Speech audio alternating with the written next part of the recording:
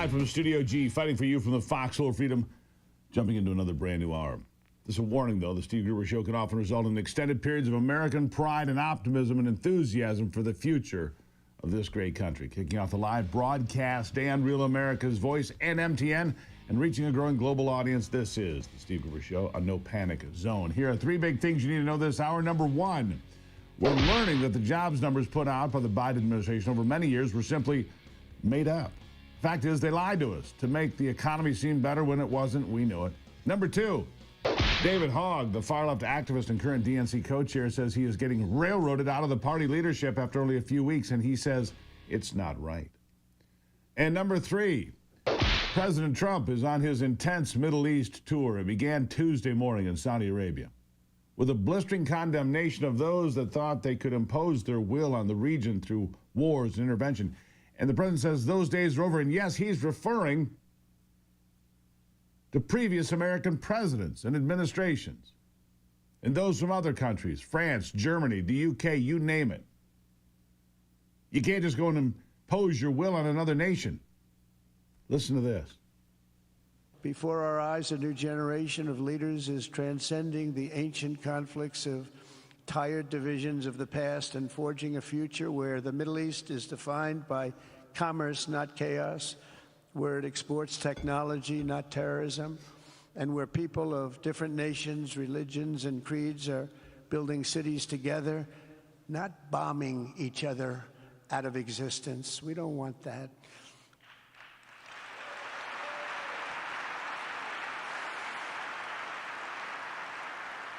And it's crucial for the wider world to note this great transformation has not come from Western interventionists or flying people in beautiful planes giving you lectures on how to live and how to govern your own affairs. No, the gleaming marvels of Riyadh and Abu Dhabi were not created by the so-called nation builders, neocons, or liberal nonprofits like those who spent trillions and trillions of dollars failing to develop Kabul, Baghdad, so many other cities. Instead, the birth of a modern Middle East has been brought by the people of the region themselves, the people that are right here, the people that have lived here all their lives, developing your own sovereign countries, pursuing your own unique visions and charting your own destinies in your own way. It's really incredible what you've done. In the end, the so-called nation builders wrecked far more nations than they built, and the interventionists were intervening in complex societies that they did not even understand themselves. They told you how to do it, but they had no idea how to do it themselves. Yeah. It was a bit long, I realize, but it was important to understand that he laid it all out there. It's time for the Middle East to rise, peace, prosperity. Exporting high-tech, not terrorism. One of the lines he used. President Trump made quite clear, however, there is one country that will not be allowed to continue on the path it is on. That nation, of course, is Iran. Listen to this. But with that said, Iran can have a much brighter future, but will never allow America and its allies to be threatened with terrorism or nuclear attack. The choice is theirs to make. We really want them to be a successful country. We want them to be a wonderful, safe, great country. But they cannot have a nuclear weapon. This is an offer that will not last forever. The time is right now for them to choose. Right now, we don't have a lot of time to wait. And Donald Trump is now, just moments ago, wheels up. He is off the ground in Saudi Arabia on his way to Qatar, where he will be for the next day. Of course, that's where the plane is being offered. The 747-8, the $400 million palace in the sky that has created some concern, and I won't deny it, it's created some concern for me, but the president returning fire by saying, my attitude is, why wouldn't I accept the gift? He said that to Sean Hannity in an interview. Now, some people say, oh, you shouldn't accept gifts from the country. My attitude is, why wouldn't I accept the gift? We're giving to everybody else. Why wouldn't I accept the gift, he said to Sean Hannity. The luxury jet offered to the United States because of delays in Boeing's production of the new Air Force One fleet will serve potentially as a temporary method of transportation so the current presidential plane doesn't have to be flown. Air Force One is almost 40 years old and looks much less impressive when compared to planes in Saudi Arabia, the UAE, and Qatar, he says. So he's on his way to Qatar. Now, back to the issue of Iran. State sponsor of terrorism. He extended an olive branch to Iran, says, let's talk. And that's the point of this whole trip. It's the worldwide peace initiative of 2025. That's what it is. Donald Trump going from place to place in search of peace in the Middle East, hoping to expand the Abraham Accords. This is good news. The Abraham Accords would have had other people on board, other countries on board, if Donald Trump had been elected in 2020, which we can debate another time. You understand my point. If he had taken office in January of 2021, the Abraham Accords would have expanded. But instead, Joe Biden came into office, his presidency marked by ineptitude and auto pens. That's correct. Open borders, high inflation, ineptitude, and auto pens. That was the administration of Joe Biden. That's how it is defined. Puppet masters and the puppet. Here's that olive branch to Iran. I want you to understand that. He offered an olive branch to Iran, offering a new path forward, maybe even a friendship to come. Listen to this. Yet I'm here today not merely to condemn the past chaos of Iran's leaders, but to offer them a new path and a much better path toward a far better and more hopeful future. As I've shown repeatedly, I am willing to end past conflicts and forge new partnerships for a better and more stable world, even if our differences may be very profound, which obviously they are in the case of Iran. I have never believed in having permanent enemies. I am different than a lot of people think. I don't like permanent enemies, but sometimes you need enemies to do the job, and you have to do it right. Enemies get you motivated. In fact, some of the closest friends of the United States of America are nations we fought wars against in generations past, and now they're our friends and our allies. Making the point that Japan and Germany, after bitter, years-long wars, became our closest allies. It's true, at least Japan is still. Germany, well, nobody quite knows what happens when socialism poisons a country. But the president said he is ready to work with every nation in the Middle East. Like I said, the plane, Air Force One, on its way as we speak to Qatar. Not a long flight, but he'll be there before this broadcast is over for sure.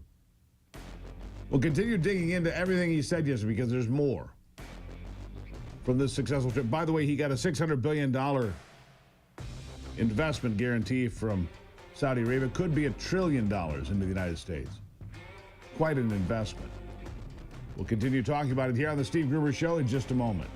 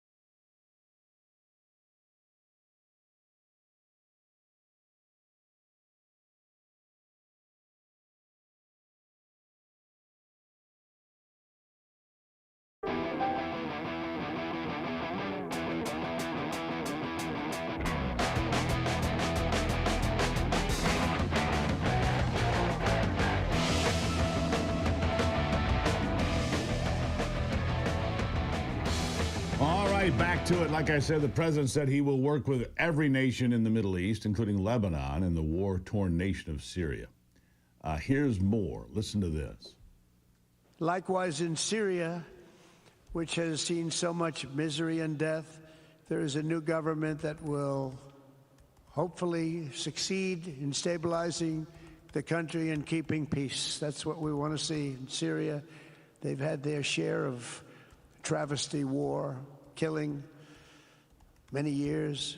That's why my administration has already taken the first steps toward restoring normal relations between the United States and Syria for the first time in more than a decade. And I'm very pleased to announce that Secretary Marco Rubio will be meeting with the new Syrian foreign minister in Turkey later this week. And very importantly, after discussing the situation in Syria with the Crown Prince, your Crown Prince,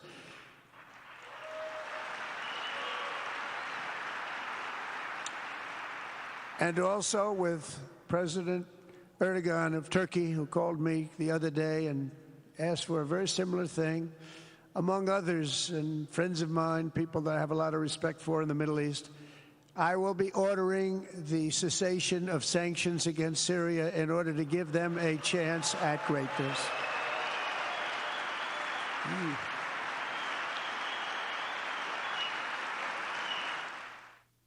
Yeah. It is one great step after another, and this is just the latest in a series of successes for this president, because finally he delivered a message of hope, of peace and hope. The leader of the free world and a man who really should win a Nobel Peace Prize if he is, listen to me, tomorrow, President Zelensky of Ukraine will sit down face-to-face with President Putin of Russia. They'll do that in Turkey, a meeting orchestrated and facilitated by Donald Trump and Marco Rubio. He secured the release of the last American hostage from October 7th, 2023. He has put in place a fragile ceasefire between between India and Pakistan.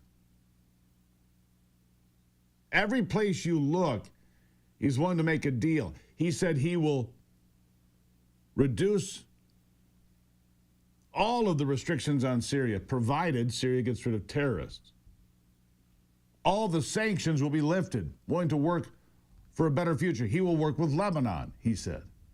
He will work with anyone and everyone in pursuit of peace. If that's true and he gets more people on board with the Abraham Accords, Donald Trump deserves the Nobel Peace Prize. Here's how he put the bow on all of it. Listen. This region seize this moment, put aside your differences and focus on the interests that unite you, then all of humanity will soon be amazed at what they will see right here in this geographic center of the world. It really is. It's like a center of the world and the spiritual heart of its greatest faiths. Yeah. Spiritual center of the world. Now, foreign policy being just a part of his success thus far. I'm going to go into this a bit deeper, a little bit in a few minutes, but 152 executive orders through yesterday. 152 executive orders through yesterday. 39 memos. 54 proclamations. The highest of any president in this time frame, surpassing Franklin Roosevelt's record. These cover immigration, trade, deregulation, and government restructuring. It's been a reordering not just of American government, but of the world economy too, and of the world order as he brings in these countries. Saudi Arabia, UAE, Qatar, maybe Iran, maybe Lebanon, maybe Syria. Willing to work with anyone to forge new alliances, to create a new opportunity for peace, to create a new way forward. This is remarkable territory. The Democrats don't have to give him a nod of approval because we, the American people, are doing that. If he delivers peace in Ukraine, in India, in Gaza, and Syria, and finds a path forward with Iran to eliminate the pursuit of nuclear weapons. These are remarkable accomplishments. These are not average accomplishments. These are monumental achievements. And whether they will tell you the truth on the other side doesn't matter. It doesn't matter if they will tell you the truth on the other side. Because I am telling you the truth on this side. Border security, economic, government efficiency, energy deregulation, foreign policy, national security, social and cultural policies, pardons and legal actions, drops of border crossings by 99%. Well, did you ever think you'd hear that? No, you didn't. Let's be clear about that. So, in a moment here, we're going to go through this list in more detail. And I want you to think about this. Capitalism has produced the greatest increase in human wealth, living standards, and overall flourishing. That's a fact. But if you ask 10 people to define capitalism, you're going to get a whole host of different answers because people don't know. Do you understand it? Do you know what it means? For the butcher, the baker, and the candlestick maker, do you understand? Look, it's an easy thing to figure out. You go to Hillsdale College. 40 free online courses. These are great. Instead of binge watching Netflix, come binge watch Hillsdale and learn something. That's what we've been doing lately. It's kind of cool. Free subjects on the Constitution, Roman Republic, Genesis, understanding capitalism. Yeah, GruberForHillsdale.com. GruberForHillsdale.com. It's all free. Go sign up. Be the coolest guy at the get-together this Friday night. All right? Go learn something. GruberForHillsdale.com. You're going to appreciate it when you... These are so well done. It's better than Netflix or any of that other crap you binge watch. GruberForHillsdale.com. I'll be right back.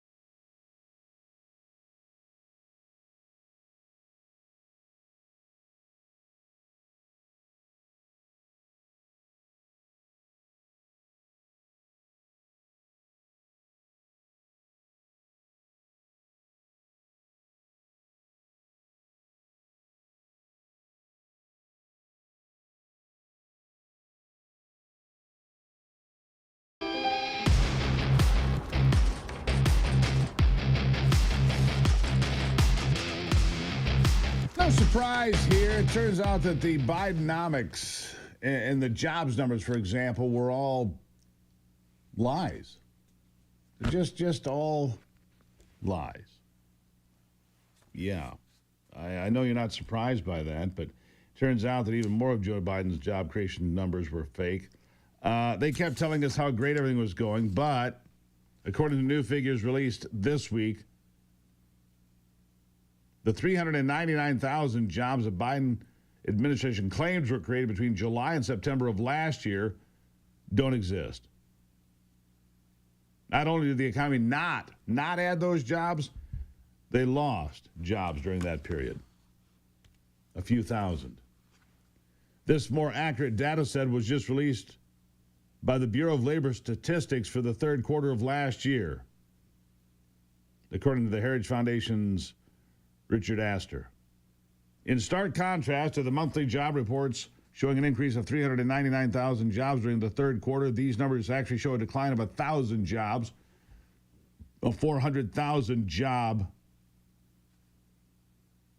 swing. Phantom jobs, they never existed. 400,000 phantom jobs quietly wiped off the books. It's not a one-time discrepancy. Month after month, Joe Biden's Bureau of Labor Statistics published inflated, false, fraudulent,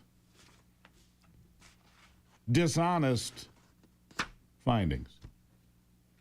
I know you're not surprised by that, but you must be disappointed like I am.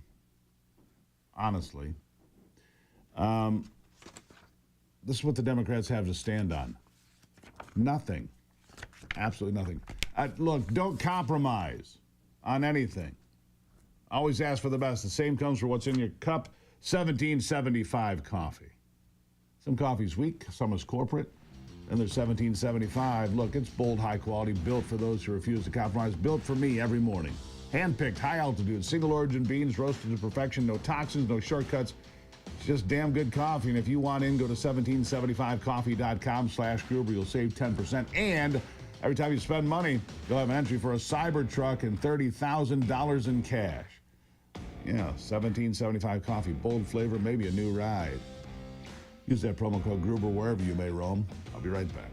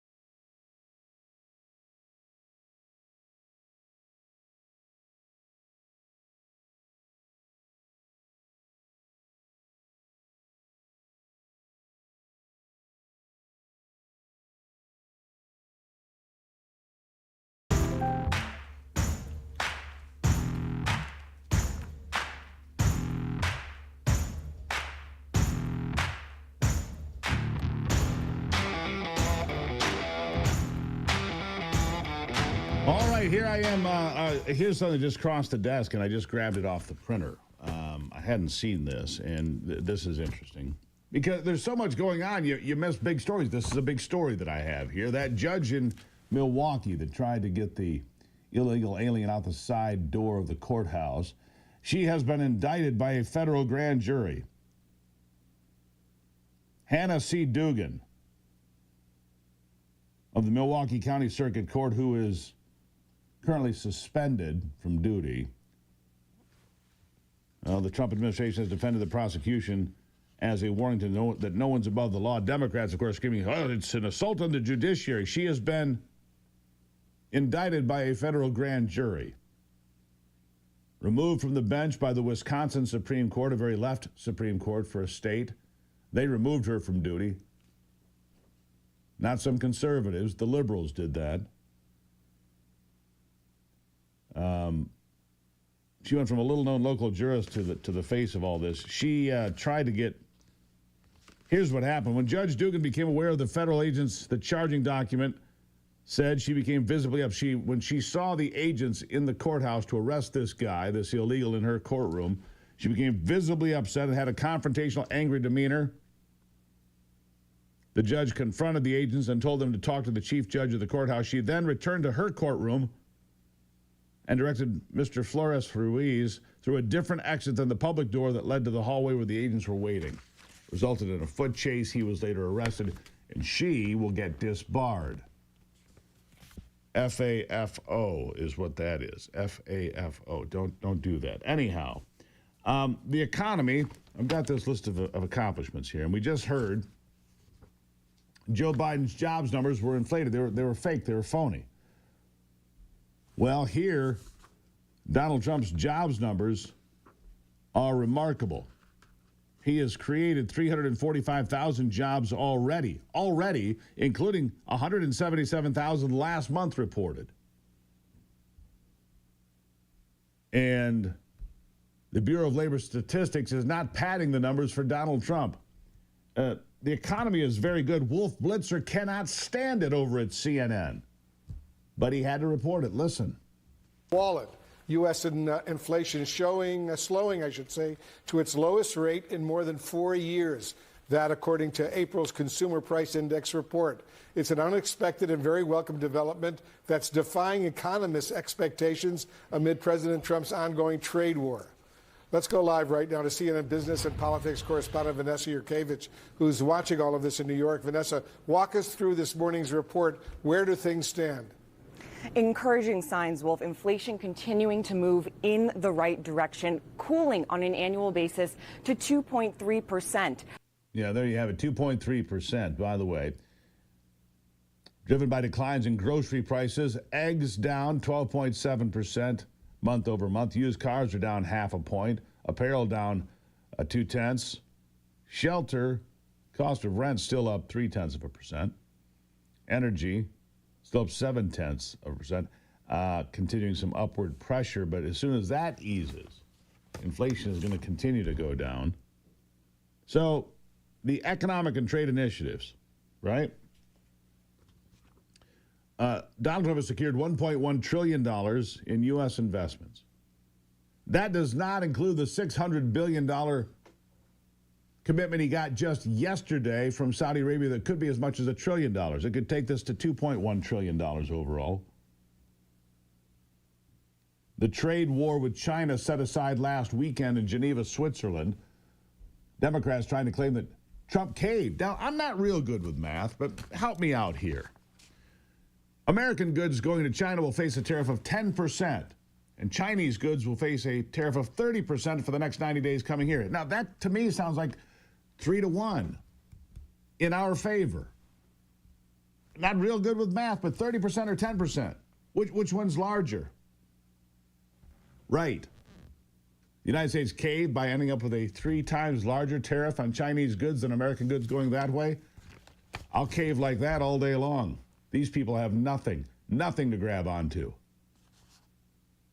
Nothing at all. Let's see. Who else came on board? Let's see here. Oh, Mercedes-Benz, AstraZeneca, Apple, Nissan, Honda, all coming here with projects. All coming here. And remember when Jim Cramer, this clown, said there was Black Swan event back in April? All the cards are there. Death spiral for the economy. Jim Cramer is always, whatever Jim Cramer ever tells you, do the opposite. That's my financial advice. Listen to the here's, I'm going to give you a reminder because you need to see the doom and gloom, the hysteria, the histrionics of Jim Cramer only a few weeks ago. Listen. The president doesn't try to reach out and reward these countries and companies that play by the rules in the 1987 scenario, the one where we went down 3 days and then down 22% on Monday, has the most cogency. We will not have to wait out too long, will we? We'll know by Monday. Fortunately, we had an excellent set of employment numbers today. At least it makes it less likely a crash will necessarily lead to a recession. But if President Trump stays intransigent and does nothing to ameliorate the damage that I saw these last 2 days, I'm not going to be constructive here. I will contain my anger, but only because I lived through 87, and in the end, I came out okay. I was in cash for the crash. I know what this feels like. Oh, and if Europe moves against our fabulous tech companies next week, then I will be furious. That I promise you, because it should not happen. And you should not be allowed to be on television giving financial advice to anyone. You shouldn't give financial advice to a cat. Jim Cramer, wrong again. Wrong every time. At least he's got a good track record. He's smooth in that department.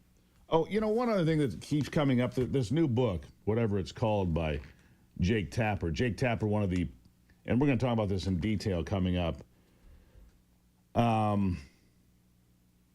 the top of the next hour. And that's Joe Biden's fitness to be president when he was. He was not fit to be president, not at all right?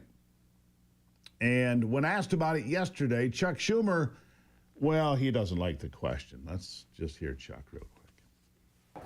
Did you really not have any idea that he was not fit to serve a second term? Casey, we're looking forward. We have the largest Medicaid cut in front of us. We have the whole federal you're government facing all of at this risk. because you lost a presidential election. And Well, is that not Joe Biden's responsibility for deciding to run again? We're looking forward. That's it? That's it. All right. Senator Chuck Schumer, I know you got to go. I appreciate your time today. We'll Thank see you you. soon, I hope. Thank you. Take care. All right. Bye-bye. And our panel joins us now. CNN political commentator Jonah Goldberg, the host of the Chuck Toddcast, Chuck Todd, Democratic strategist Paul Begala, Republican pollster Kristen Soltis Anderson, both CNN political commentators. Chuck Todd, go. He is among the people that are responsible for this. The leaders of the Democratic Party, the staff of the White House. And I have to say, I find everybody now talking to these authors, get out of here. Go home. You're part of the problem. Now you tell us? So I just... Chuck, and I you find, are the problem. You know, the reason why the Democratic Party... For him to sit there, we'll do that again at the top of the next hour, dig deeper into that. Chuck Todd said it had nothing to do with journalists. Of course it did. You guys know that George Clooney wasn't even recognized by Joe Biden. Joe Biden didn't recognize George Clooney at that now infamous fundraiser. We'll talk more about that. But first, Peter Galuli from the Wellness Company will join me here. Don't go anywhere.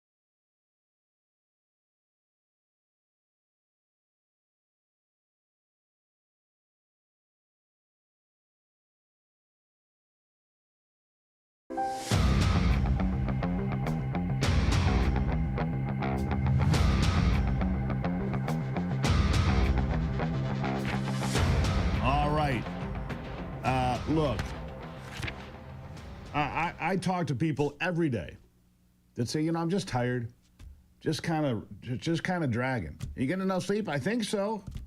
You working out a little bit?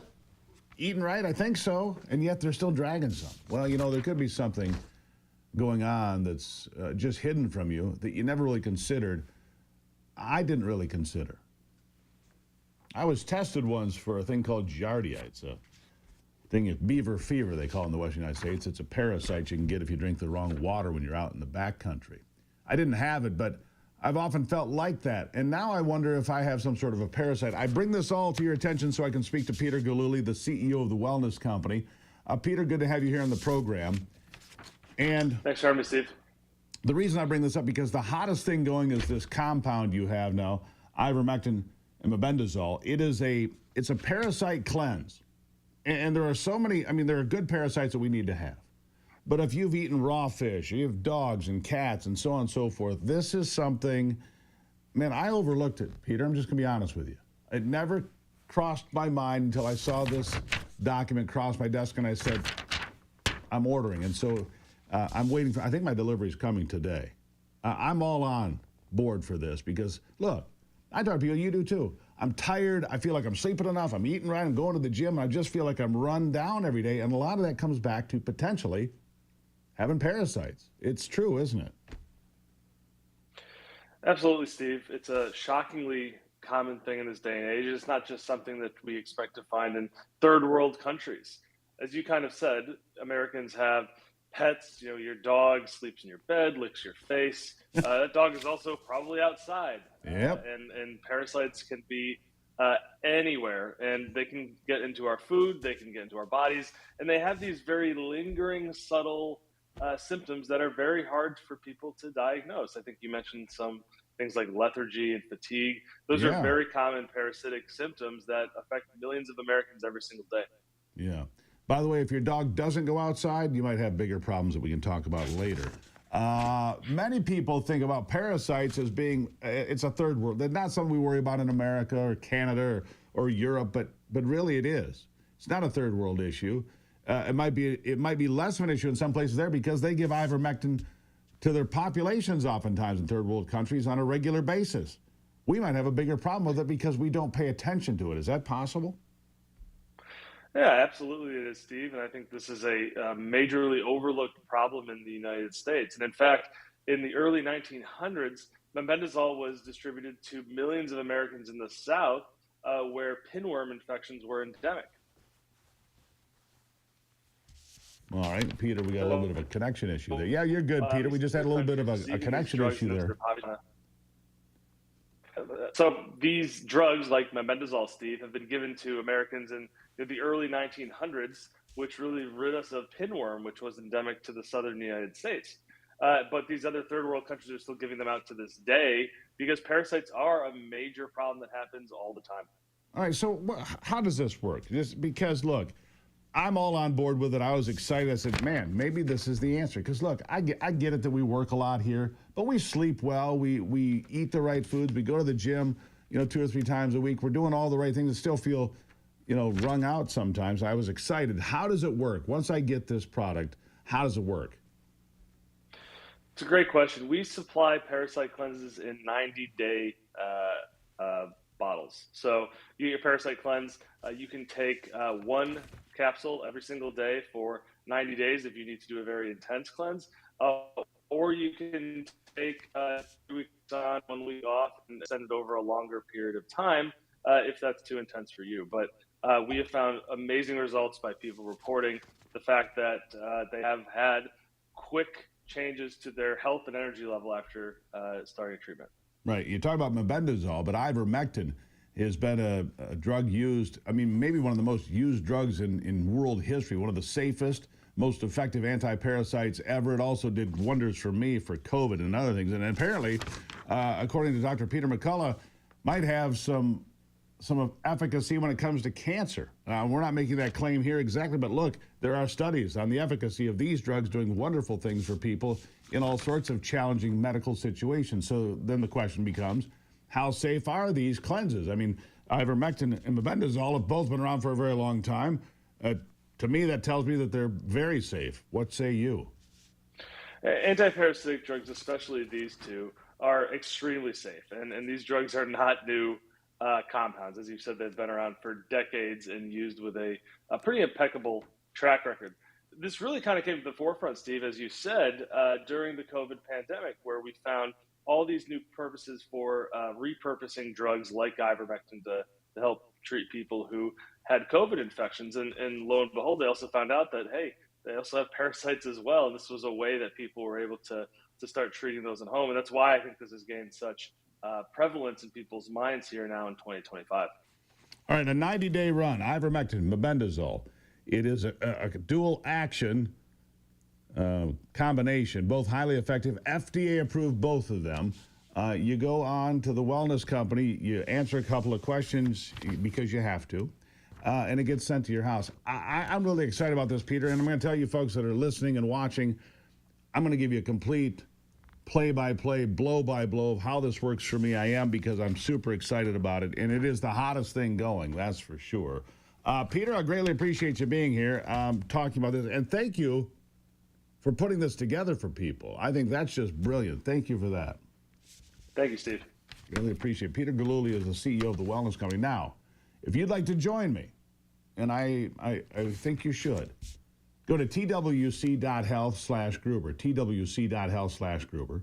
That promo code Gruber is going to save you some money. And look, there's so much else that you can find at the Wellness Company. You can find supplements. You can find a membership where if you've got prescriptions, you can get on a monthly prescription renewal. All sorts of things to keep you healthy 24/7, because your good health matters. But I'm telling you, this ivermectin mebendazole parasite cleanse, I'm really excited about it. I am. Can't wait to see if it blows out this fatigue and brain fog and puts me back on the road to being perfect again. twc.health/Gruber. Go there now. I'll be right back.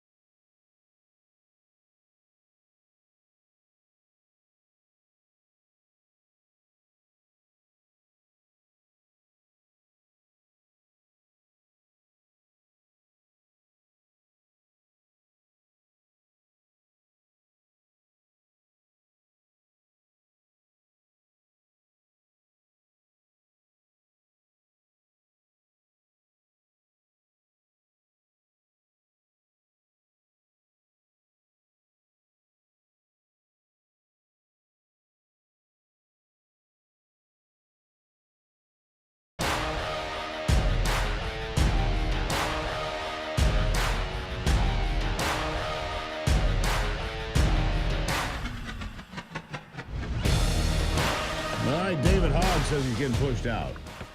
David Hogg is the vice chair of the DNC. He's that, radical little leftist, anti-gun guy who was somewhere at Stoneman High School in Florida, but a lot of conflicting information about where he actually was during that school shooting years ago. And I do not dismiss the severity of the school shooting, but I dismiss the validity of David Hogg in any capacity. He's a milquetoast little wimp who tried to grow a beard so he could look more manly. Epic fail. Anyhow, he's getting kicked out of the DNC, it sounds like. They're going to do it on a procedural technicality because he's out there talking about primarying veteran members of Congress and the Senate. I ran to be DNC vice chair to help make the Democratic Party better, not to defend an indefensible status quo that has caused voters in almost every demographic group to move away from us. So his answer was to be more radical, more extreme left. Well, good. It's too bad they're pushing him out. I kind of like the fact that he's there. Anyhow, I do. I wish he would stay. Did I mention you need to come see me in Salt Lake, men? Please do. Come see me in Salt Lake City for the Man in the Arena Tour. Yeah, the Man in the Arena Tour is coming up in Salt Lake City. It's this Saturday for business leaders and entrepreneurs.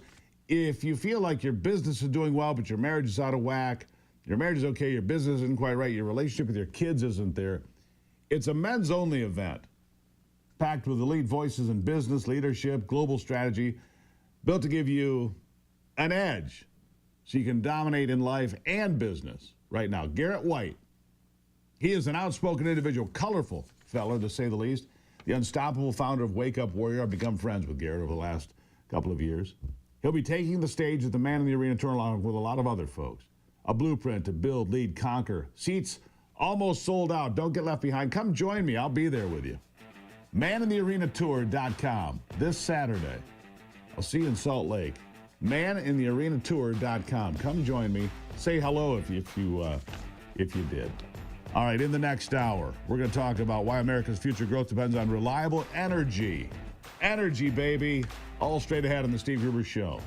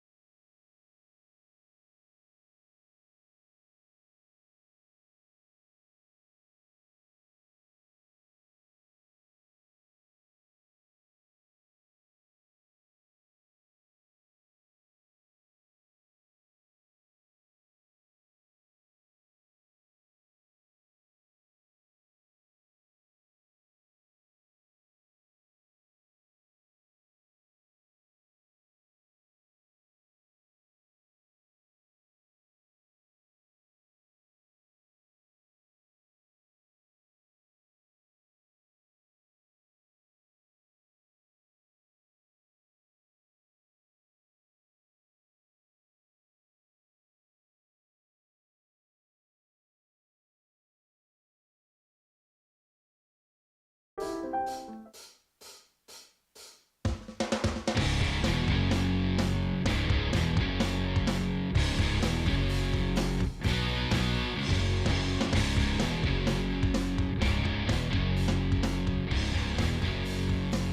from Studio G and fighting for you from the foxhole of freedom. Here we go into another brand new hour.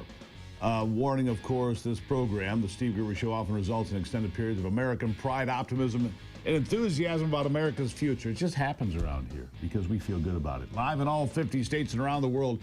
Bit of a dirty job, but Micro ain't here. I'm going to go ahead and do it. Three big things you need to know this hour. Number one, did you hear?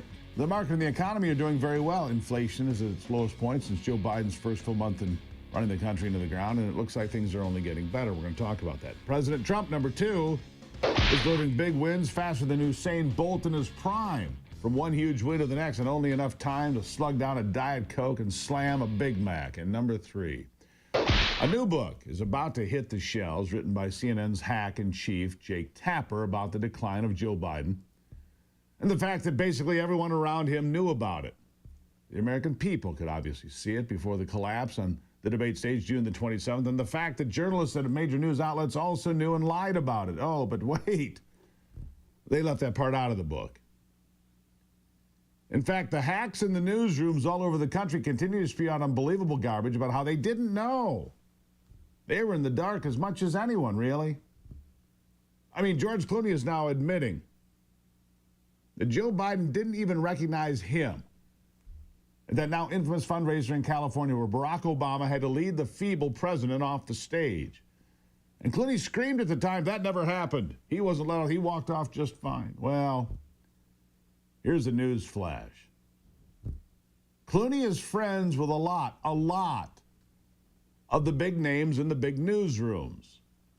So for them to lie and claim they didn't know, my friends, that's just not true.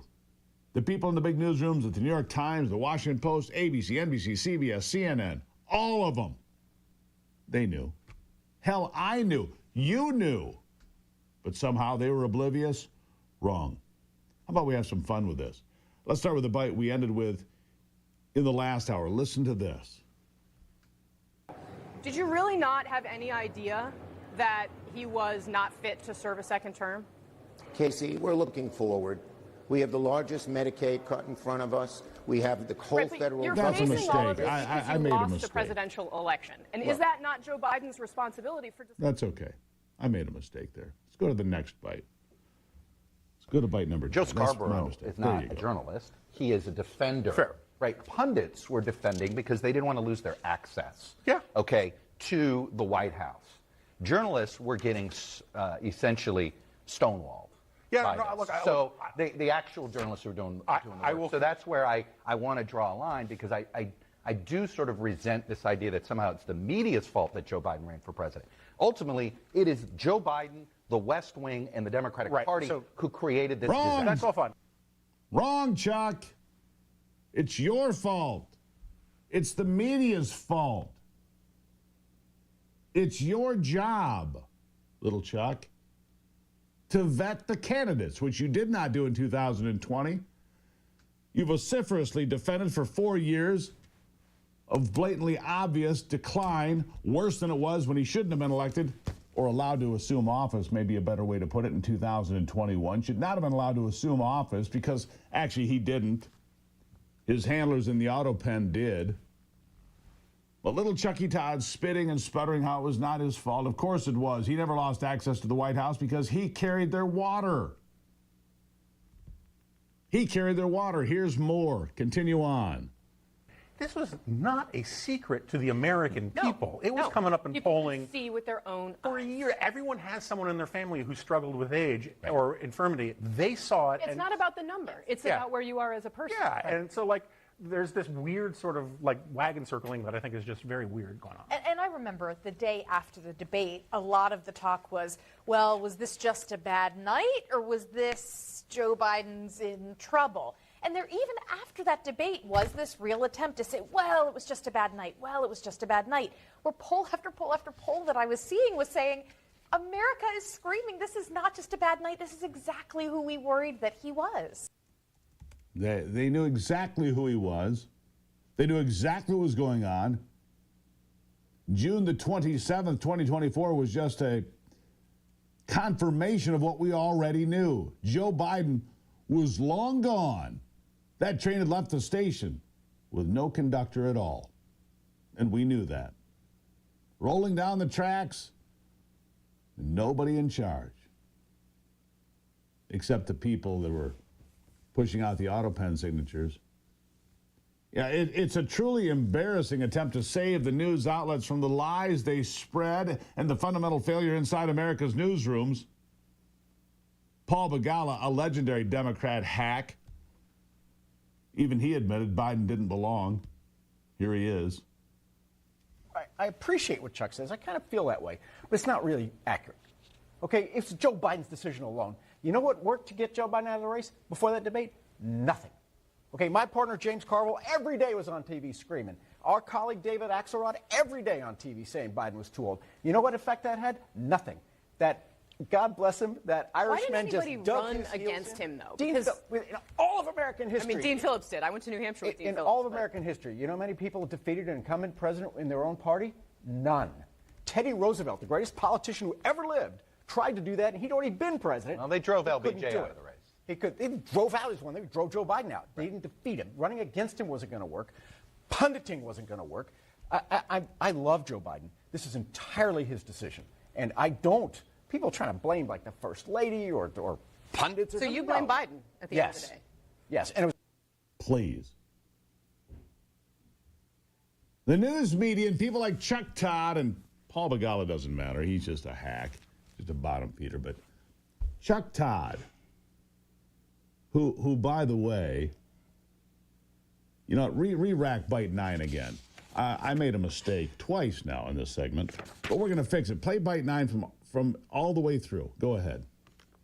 Did you really not have any idea that he was not fit to serve a second term? Casey, we're looking forward. We have the largest Medicaid cut in front of us. We have the whole federal you're government facing all at of this risk. because you lost a presidential election. And Well, is that not Joe Biden's responsibility for deciding to run again? We're looking forward. That's it? That's it. All right. Senator Chuck Schumer, I know you got to go. I appreciate your time today. We'll see you soon, I hope. Thank you. Take care. All right. And our panel joins us now. CNN political commentator Jonah Goldberg, the host of the Chuck Toddcast, Chuck Todd, Democratic strategist Paul Begala, Republican pollster Kristen Soltis Anderson, both CNN political commentators. Chuck Todd, go. He is among the people that are responsible for this. The leaders of the Democratic Party, the staff of the White House. And I have to say, I find everybody now talking to these authors, get out of here. Go home. You're part of the problem. Now you tell us? So I find, you know, the reason why the Democratic Party has less credibility today. Here's an unpopular president, and the Democratic Party has a worse rating than the Republican Party with this catastrophic governance that we've seen over the last 120 days. Stop right there. And yet, why is the Democratic Party? That's what I had to hear. Catastrophic governance we've seen over 120 days. You see, Chuck Todd was never a journalist. He's a Democrat operative, and he is part of the problem. Chuck, stand up. Be proud for what you did, pal. It's on you, you clown. There, I got that done. I'll take a break and be back. It's the Steve Gruber Show.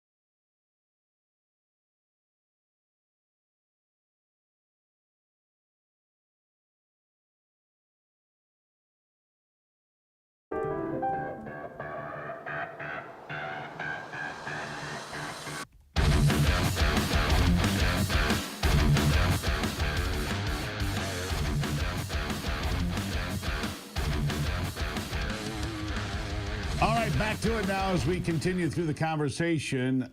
Energy. The president declared an energy emergency in his first few days, one of his big accomplishments as president, I would say. Look, America runs on vast quantities of cheap energy. Anything short of that, and the economy here would stall. It would trigger a worldwide recession, possibly depression. And so it's incredibly important that we keep our eyes on the energy prize. David Holt is the president of Consumer Energy Alliance, CEA. He joins me now. David, nice to have you. Steve, good to see you. All right, so I drive by these incredibly disgusting fields of solar panels. You know, here in Michigan, they're talking again about bulldozing state forest to put in solar panels because nothing says environmentally friendly like Chinese-made solar panels sitting on gravel because you've killed everything in sight after bulldozing it with a Caterpillar D9. I mean, that says environmental justice like nothing else, doesn't it? You know, and you're exactly right on the lead in. The president rightfully declared an energy emergency on day one. That's right. Day one. The Biden administration energy policy was really a Chinese energy policy. Energy led to inflation. The more you pay for diesel, the more you pay for every single commodity that's delivered by diesel truck. So a large part of the inflationary pressure we saw over the last 3 years was largely due to high energy costs. So one, energy emergency, let's get energy prices down. Let's get the price of all commodities down. But the second thing that the president did with this energy emergency is he recognized that energy is becoming less and less reliable, largely because of this intermittent power, solar and wind. Now, I think solar and wind have a little place in the role for diversified energy going forward, but we have to have reliable, what's called baseload power, which is largely natural gas and eventually sometime soon nuclear. So we have to have enough natural gas in our electricity mix to ensure that we can peak up on hot summer days or cold winter nights, and we have the energy we need, especially now that the AI revolution has occurred. And the United States has to win the AI revolution. China is our biggest competitor there. So we have to have enough reliable energy in order to meet that because AI uses a lot of energy. One Google search today, about 1 unit of energy. A Google search or a ChatGPT search, all using AI, is 10 units of energy. It's 10 times more labor, energy intensive than a regular Google search. So we need it. We need it fast. You know, people wonder why that is. You know, why is it that we have so much energy just to do a computer search or to mine for Bitcoin? It takes a lot of computers to do the computer search, I guess. So all these data centers that are going in all over the Midwest, all over the South, Eastern Seaboard, they have tons of computers, wall to wall, stacks of computers. They all produce a lot of heat. These data centers have to be cooled.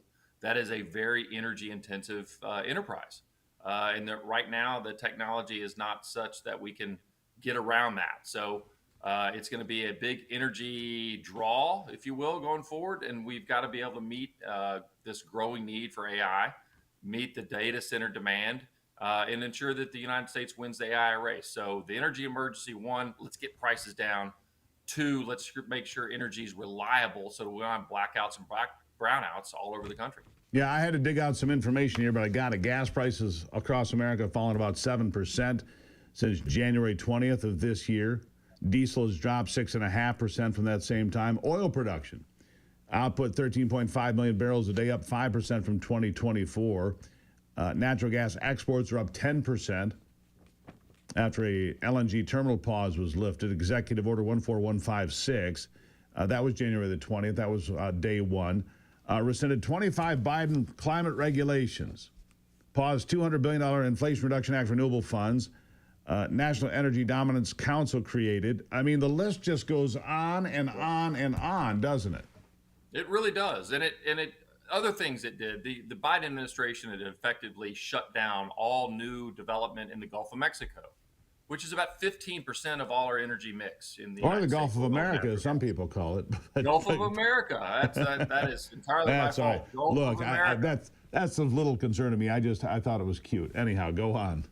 So there was effectively a shutdown or a slowdown in new pipeline development, new transmission line development, onshore oil and gas development, offshore oil and gas development had effectively been stopped altogether. All these things led to higher inflation, higher gasoline, diesel prices, higher electricity prices. So you've seen already in about 112, 15 days, the turnaround, how quickly this all can be turned around. You ran off a bunch of statistics that showed gasoline prices are down, diesel prices are down, electricity prices are down, commodity prices are down. The economy's picking up again. We see the inflation index is coming down. So the economy is headed in the right direction, all because of some executive orders on day one that helped improve our energy situation. Because I think the president is correct in saying that energy drives the economy. It sure We've does. got to leverage our U.S. energy in order to be energy dominant. Without Rockefeller, I can assure you that there would never have been the America that we know it. I mean, without energy, without Getty Oil, J. Paul Getty, and so forth, this country would never be where it is today without the energy foundational building blocks that we have. And we have it in spades.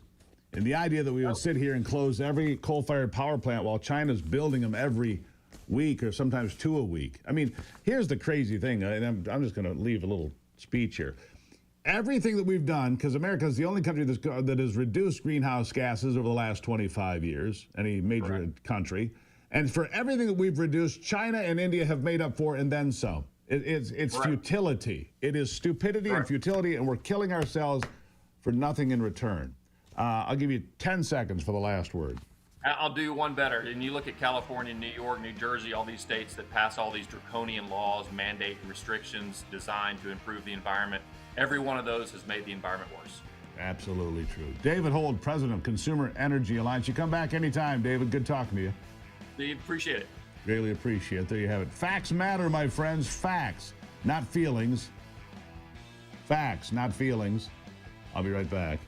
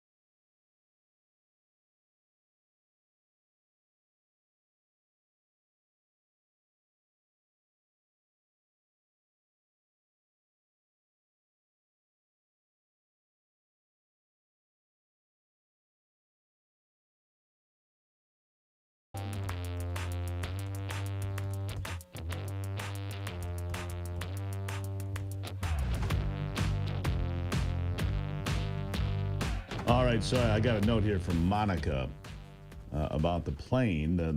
Look, I have reservations about the plane. You know, Donald Trump can give me a persuasive argument. Maybe he's right. But I have reservations about taking this plane from Qatar. Twofold. Number one, I think it looks bad. I do. I think it looks bad. I don't think France was trying to get anything out of us when they said it's the Statue of Liberty. I don't know what Qatar's motivations are. But I do know they support people like the Muslim Brotherhood and other organizations that hate America. I know that about Qatar. I know that we've been enemies more than we've been allies. I know that. So you wonder. And if you don't like that, that's okay. You see, I'm not a sycophant. I don't agree with everything across the board. Now, I think that this list of accomplishments is remarkable. $1.1 trillion in U.S. investments, plus $600 billion from Saudi yesterday. Onshoring Mercedes-Benz, $500 million in South Carolina. AstraZeneca, $2 billion. Stellantis, building a truck plant in Belvidere, Illinois. The Sovereign Wealth Fund, these are all great ideas. Border security, I mean, Border crossings are down somewhere in the 93 to 99% range, depending on who you ask, right? Deportations are at 150,000 and growing. Government efficiency, DOGE, how can you argue with that? I love it.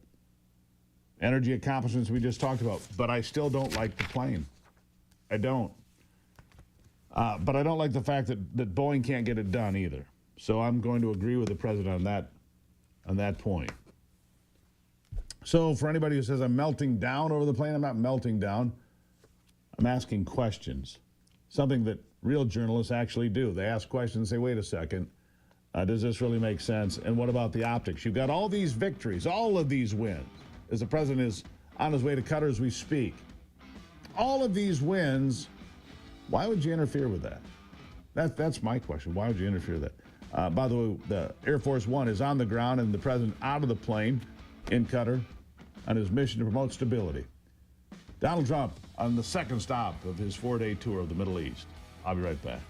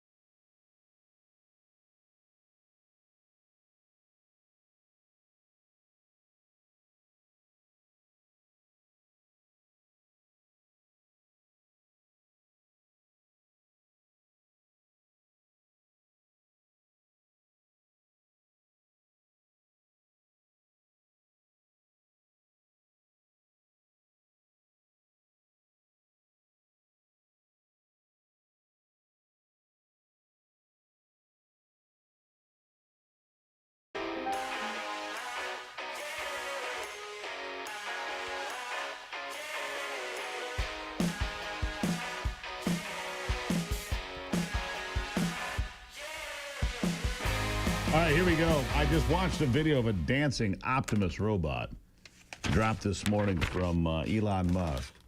Pretty impressive, got to be honest.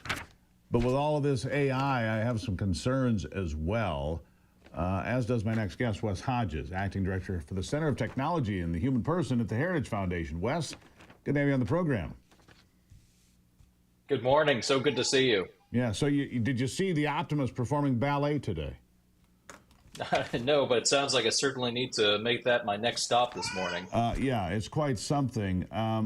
Look, all of this AI, the world's going to change more in the next 10 years than it has in the last 10,000. It's changed dramatically in the last 25. I mean, how long have these been around, these smartphones? 20 years?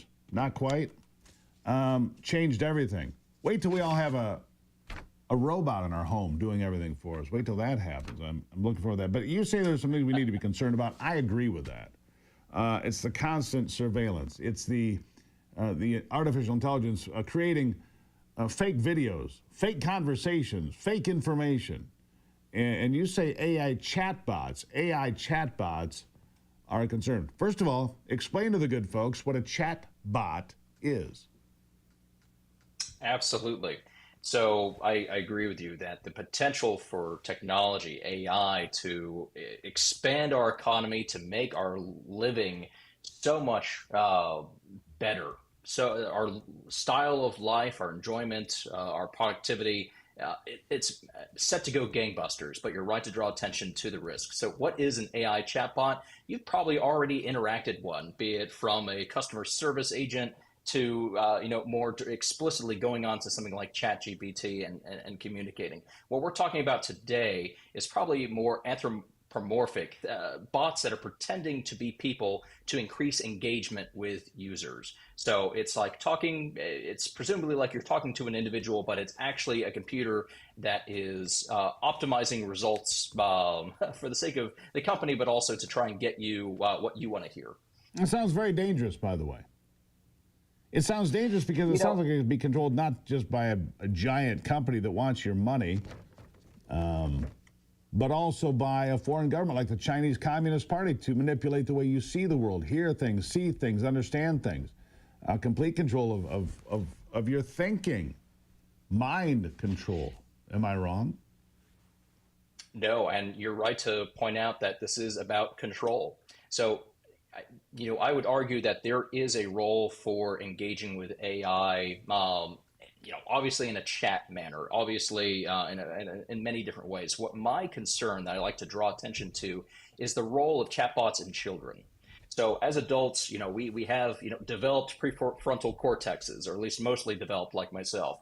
And, but I'm drawing attention to the fact that children are undergoing development and have social needs that are developing in their minds, and these bots, which are fueled by profit-driven agencies or by foreign adversaries, as you outline, they can become dependent on the dopamine hits, on the development hits that come from these machines instead of real human interaction, depriving them of friendships, depriving them of proper development, of education. The risk is out the wazoo. I saw this. I didn't see the movie, but there was a movie out, I don't know, sometime not too distant past, about a guy falling in love with the program, right? I don't remember what it was called. I didn't see it. That's not really far removed from where we are based on what you just said. I mean, there's all of this interaction and fake friends, imaginary friends, virtual relationships, a virtual, human experience. Not even genuine. And it's terrifying, and it's preying on the most vulnerable people in society. I read stories every week of people that have gone into tens of thousands of dollars in debt, engaging in what they see as real relationships with bots, in developing romantic relationships with bots. This is a sincere threat that is preying on a loneliness epidemic in America. As well as if companies aren't provided some guidelines, especially when it comes to children, the addiction epidemic is just set to go to the moon. I just got a note from a listener who said people pay money, real money, to see AI OnlyFans pages. And I'm like, one of the criticisms, the easy criticisms about pornography is that it sets unrealistic standards for people, functioning in the real world, right? About what relationships are about on that level. If you take that one step further and everything is created and everything's absolutely perfect and there are no flaws and you have this ideal human or whatever, it just gets worse, doesn't it? No, absolutely. The distance from an individual to reality, the further that gap widens, the further you're going to see pretty much every social problem in the United States and the world exacerbate. We need to be connected. We need to be rooted in community. And what these tools are providing, acknowledging their incredible productivity gains, is a risk that we're going to become immensely disconnected from one another, and more than we already are. Let's be honest. Yes. These things, smartphones, were supposed to be, they'll set you free. No, it's an electronic tether. I can't go to the grocery store without being tracked and called and texted and bombarded with advertisements. That's not freedom. This is electronic slavery in my hand. Is it not? It should not be the new passport. You should not need this to exist in public life in America. But we need to do everything we can. What we do right now, we need to do everything we can to correct for this. I have a wonderful friend named Claire Morrell at the Ethics and Public Policy Center. She's written a book. It's coming out soon called The Tech Exit that talks explicitly about this. Texit, the Tech Exit. I think the folks of Texas already stole that. But look, these are why I've been having conversations, really.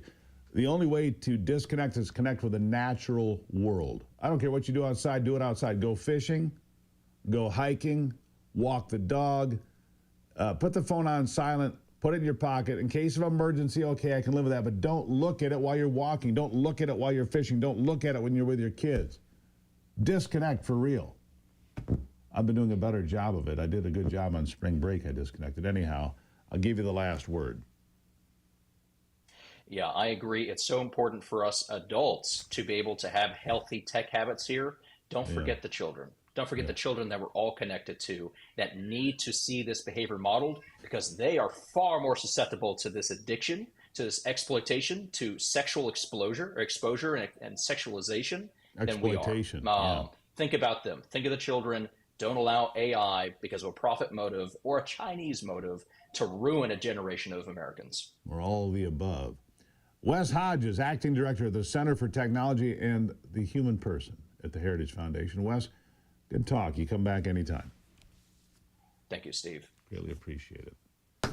Where are you on this thing? How often do you look at this thing? I mean, for a lot of you, you're probably watching this program streaming on X, on your computer, maybe on your device, maybe channeled through the dash of your car, and that's fine. You're having a conversation. It's nothing different than listening to the radio over the last many years in many ways, or watching television news, but it's not too far from being a real problem, addictive and dangerous, especially, like he said, to the kids and grandkids.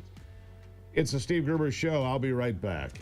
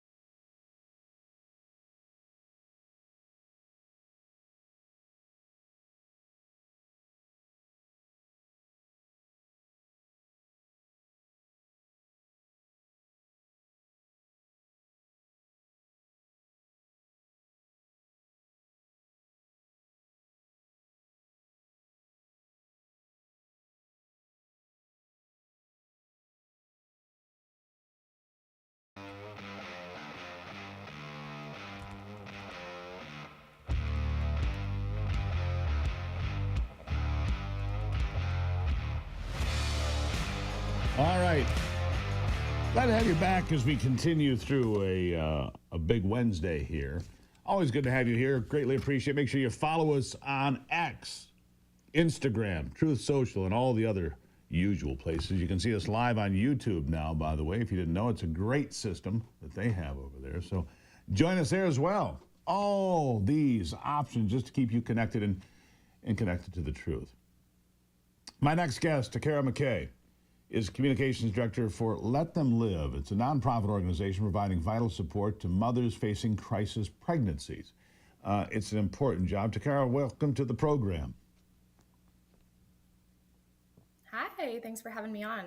Really appreciate you being here. All right, Let Them Live. You say the stork market soars. That's an article you wrote here. I like that. And the Trump baby bonus, a good start. But compassion offers a better finish. What do you mean by that? What is your organization, first of all? What is your mission? Yeah, so we are a 501c3 nonprofit that helps abortion-minded women choose life. So it's usually women that have no support system and they're financially struggling, which is pressuring them into an abortion. And so we rally around these women. We raise the funds to help them, pay rent, pay for groceries, help them get a job, whatever it is that they need that is making them feel pressured into the abortion. So how big is your organization? How many people are you helping right now? And what are your goals? Yeah, so we're almost at 1,000 women and their babies. So about 1,000 women who have canceled their abortions and had their babies. And, I know that number is just going to continue to grow. I mean, we're expecting to help, anywhere between 500 to 1,000 moms alone just this year. So, we'll have to see how many women that come to us, but we're here and ready to help them if they need it. Yeah. All right. So tell me about this. Tell me about the Trump baby bonus. A good start, but you say compassion offers a better finish. The Trump baby bonus. Tell me what you think of that and tell me a bit about how it's benefiting folks.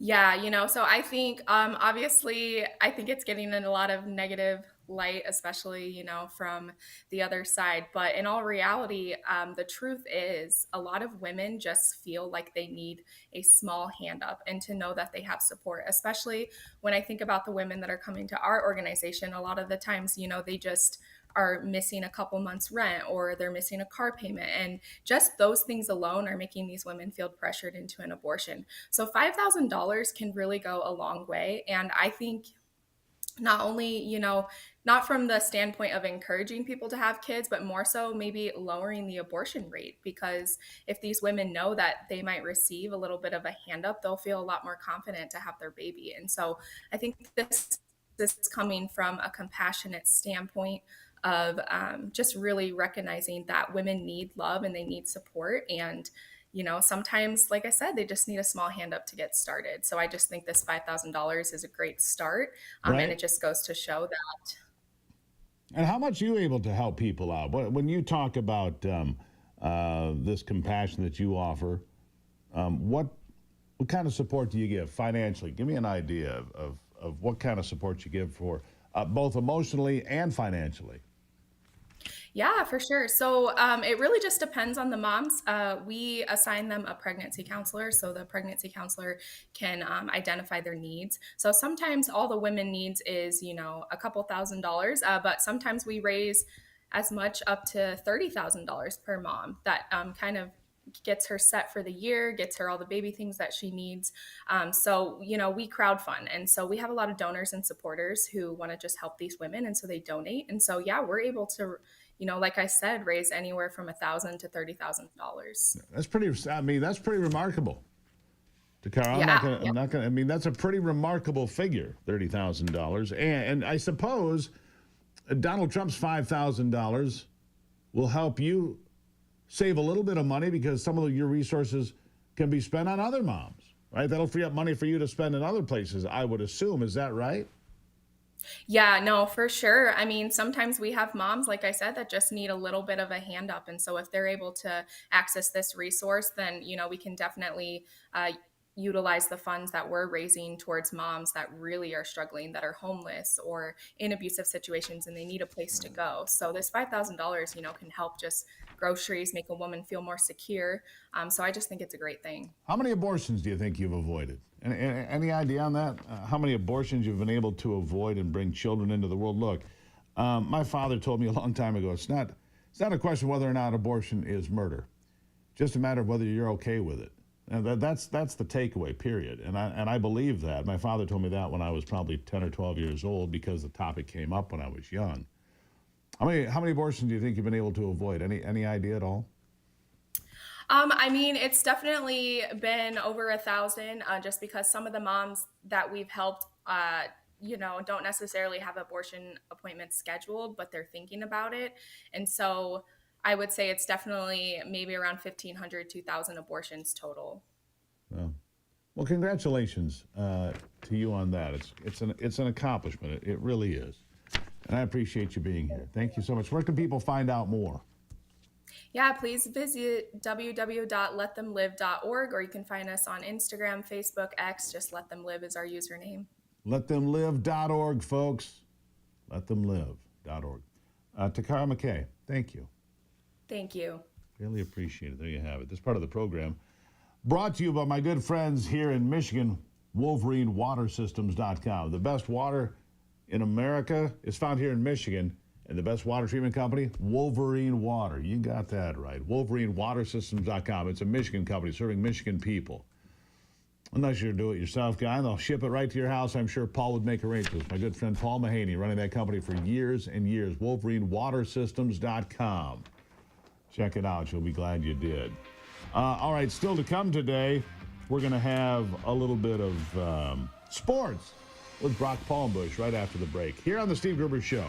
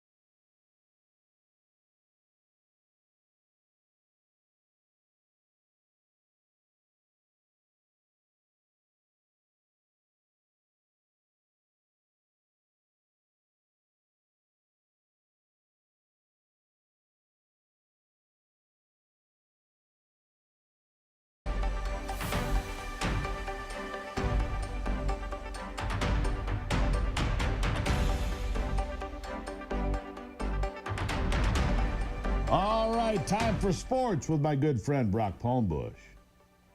With a look at sports, I'm Brock Palmbush. Major League Baseball Commissioner Rob Manfred announced on Tuesday that Pete Rose, Shoeless Joe Jackson, and 15 others have been taken off the permanently ineligible list and will now be eligible for Hall of Fame induction.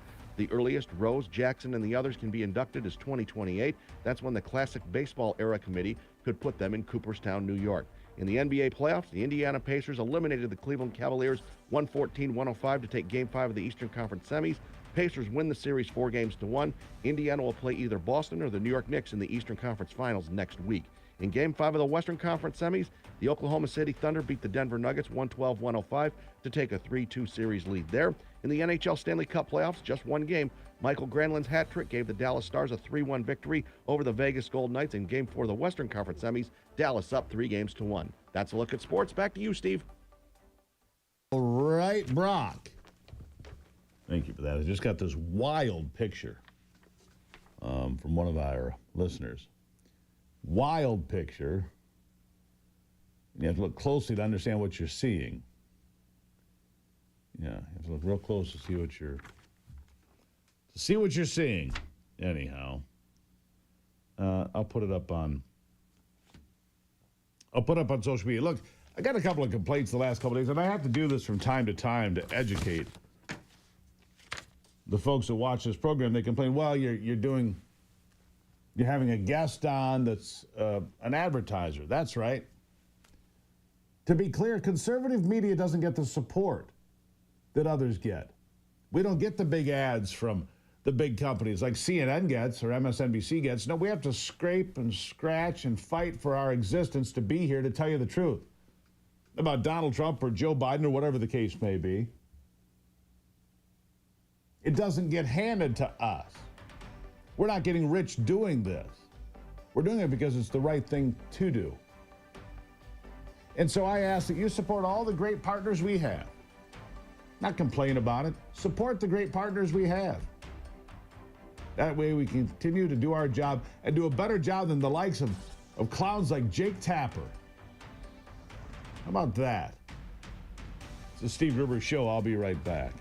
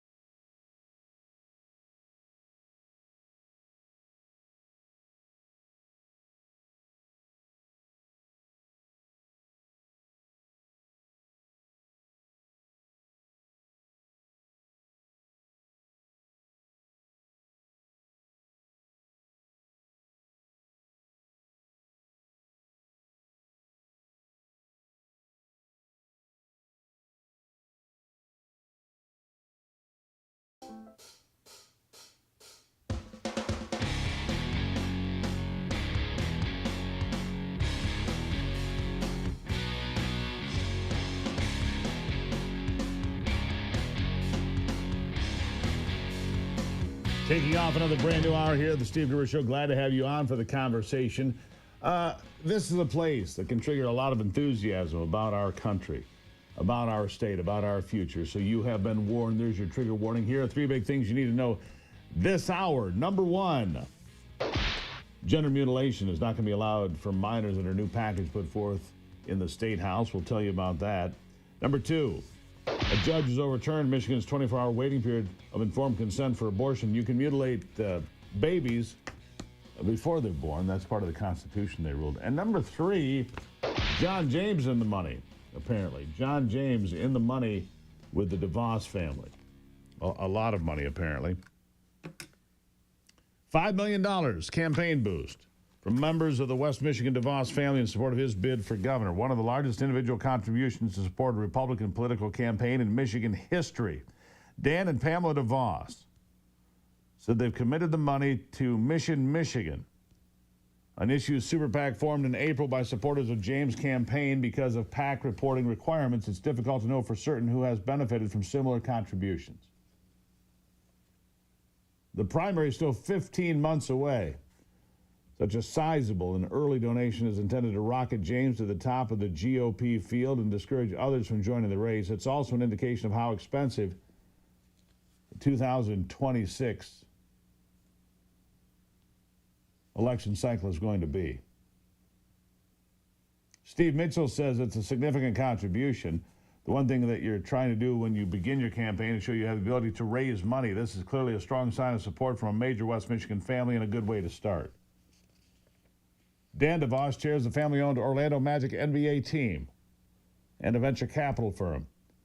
Son of Amway founder Richard DeVos, brother of former GOP Republican candidate Dick DeVos. A third brother, Doug, currently co-chair of Amway and a major donor to Republican causes. John James, $5 million from the DeVos family. What do you think of that? Well, what do you think of that? Seems like they're trying to get him out in front early. The Democrats, Jocelyn Benson seems to be struggling from my estimation. I've never seen a larger donation of this sort that's been made public, says longtime Republican strategist John Truscott. It's a very substantial commitment. In 2022, the family endorsed Tudor Dixon and contributed roughly $4 million to her campaign. Republican Senate Minority Leader Eric Nesbitt, former Attorney General Mike Cox, and Anthony Hudson, a one-time U.S. House candidate, have officially joined the race. Dixon has not decided whether to make a second run. Perry Johnson's still in the mix. He's expected to run, as he always does. Former auto industry businessman Kevin Rinke and former Speaker of the House Tom Leonard still making up their minds. Secretary of State Jocelyn Benson, Lieutenant Governor Garland Gilchrist, and Genesee Sheriff Chris Swanson have all announced on the Democrat side. Now, having said that, others are pretty prolific fundraisers. Benson got $2 million in March. Nesbitt has raised $1 million. Cox gave $1 million to his own account in December. McDuggan, who is running as an independent, would not disclose how much money he's raised this year. And Rocky, well, he said while the James Super PAC donation is sizable, it won't let him dominate the race. It's not a campaign killer for any of the other candidates. There are a lot of candidates who have the ability to match it with their own personal funds. So there you have it. It's going to be an expensive race to be governor of Michigan. It sure is. Meanwhile, in Gaylord, a really stupid idea has been taken off the table, thankfully. And I think it's a stupid idea. The Michigan Department of Natural Resources deciding not to lease 420 acres of state land for solar panels. They're going to bulldoze it. Just shy of a square mile. Just shy of a square mile. The decision comes after a whirlwind of public outcry over a project that was to transform a piece of land into a hub for renewable energy production. Yeah, solar panels. The challenges Michigan faces when it's transition to renewable energy. Yeah, it highlights that. Well, the state needs, I mean, look, if you want solar panels, okay, do it. You've got miles and miles and miles of concrete. In Detroit, Grand Rapids, Kalamazoo, Battle Creek, Lansing. There are places where there were auto plants that have not been redeveloped that are already paved. Why would you go bulldoze state forest? Aren't there better uses of our resources, my friends? There are better uses for our resources, my friends. Whether it's here or anywhere in this country, stop bulldozing state and national forests for solar panels and windmills. Build modular nuclear if you're so inclined to be concerned about the environment. Build modular nuclear power facilities. A judge has overturned Michigan's 24-hour waiting period informed consent abortion laws. A Michigan Court of Claims judge on Tuesday ruled the state laws that require 24-hour waiting and informed consent before pregnancy can be terminated to violate the state's constitutional right to abortion. Judge Seema Patel found unconstitutional the state's prohibition on advanced practice clinicians from performing abortions, but she upheld a fourth section of law that requires medical professionals to screen pregnant women seeking an abortion for signs of coercion. Finding the rule did not violate the Reproductive Freedom for All constitutional amendment that voters approved back in 2022. Most of the statutory requirements burden or infringe upon individuals' reproductive freedom are not based on a compelling state interest to protect the health of individuals seeking abortion care. Abortion care. Stupid line. Abortion is not care, it's murder. It's not whether or not abortion is murder, it's whether or not you're okay with it. That's the fact. It's not whether or not it's murder. The only question is whether you're okay with it. That's the only question.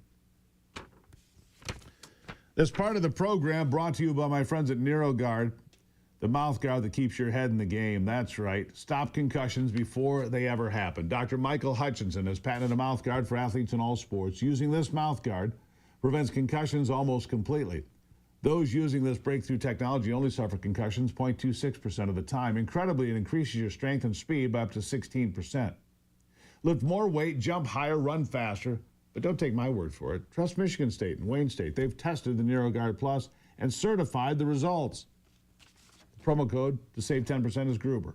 Go to NeuroGuardPlus.com, NeuroGuardPlus.com. And thank Dr. Hutchinson for keeping your head in the game and that of your kids and grandkids. Nice job, Doctor. I'll take a break and be right back.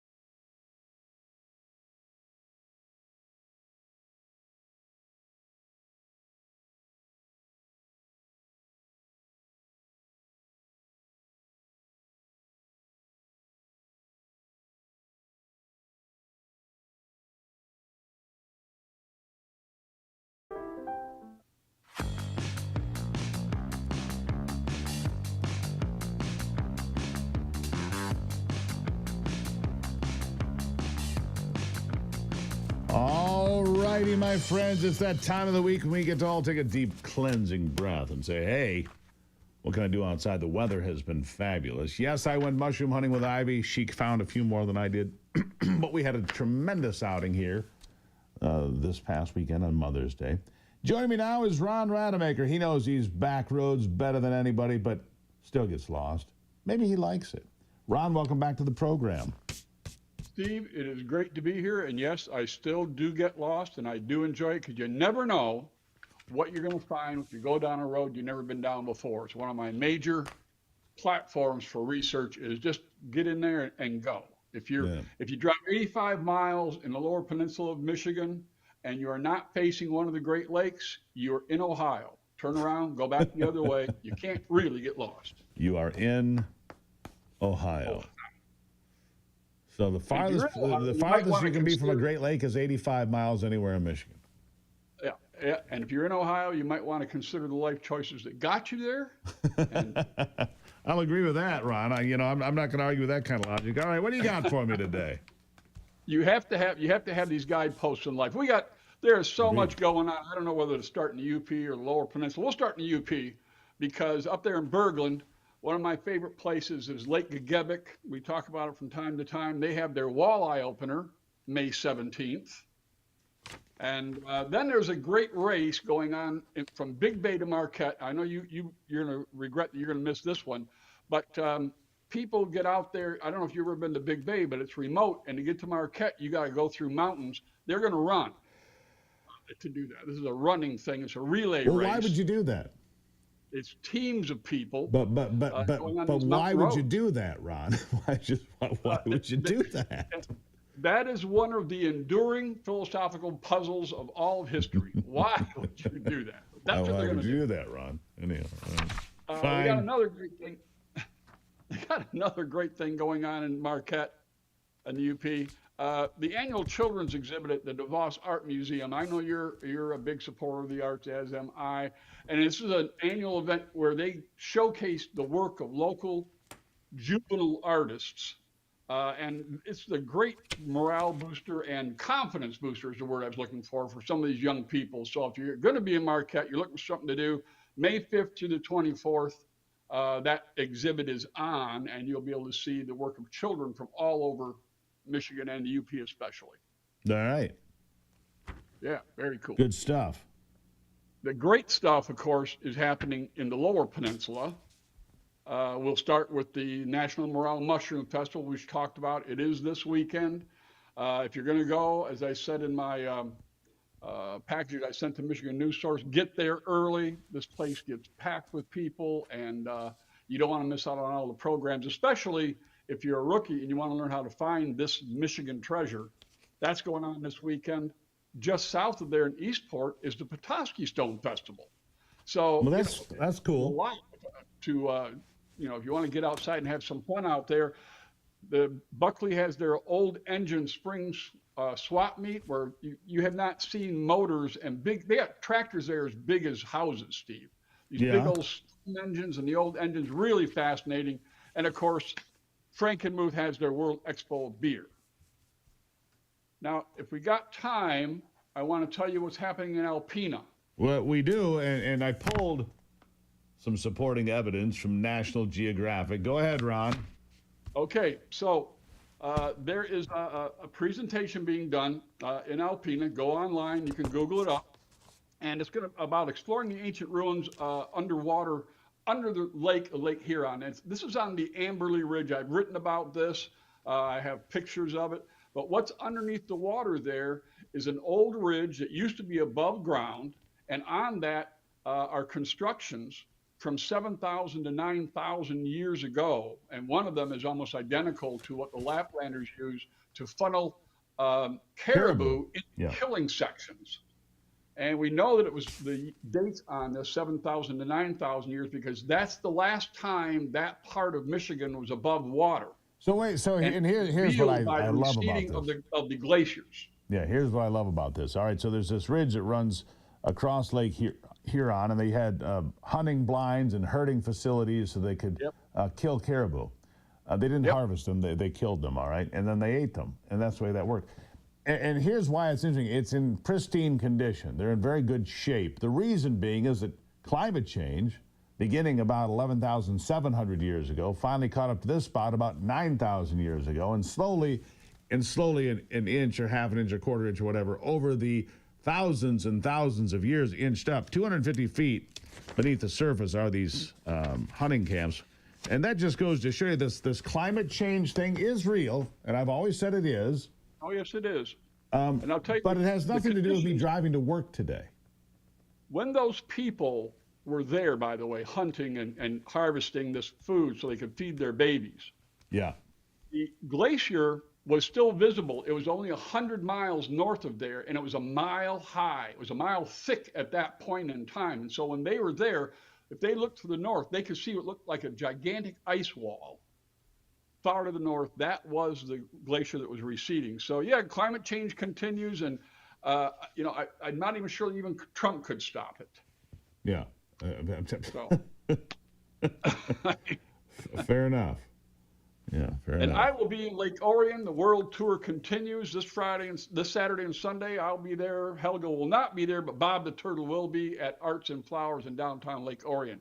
So come out and see us, and remember, don't brine your morels. Don't do it. Okay, don't brine your morels. No salt water on your morels. I got people that do it and say, look, I know I'm supposed to not do this, but I like doing this, and it gets rid of the bugs, and they prefer it. I had a lady just on Sunday tell me that very thing. Suck it up, Buttercup. A bug ain't going to hurt you. Well, there you go. Anyhow, Ron Rademacher, everybody, MichiganBackroads.com, MichiganBackroads.com, MichiganBackroads.com. You can find out more. One last shout out to James Carville. It was 45 days ago that the Reagan case predicted that the entire Trump administration would collapse within 30 days. So, James, you're still batting at 0-0-0.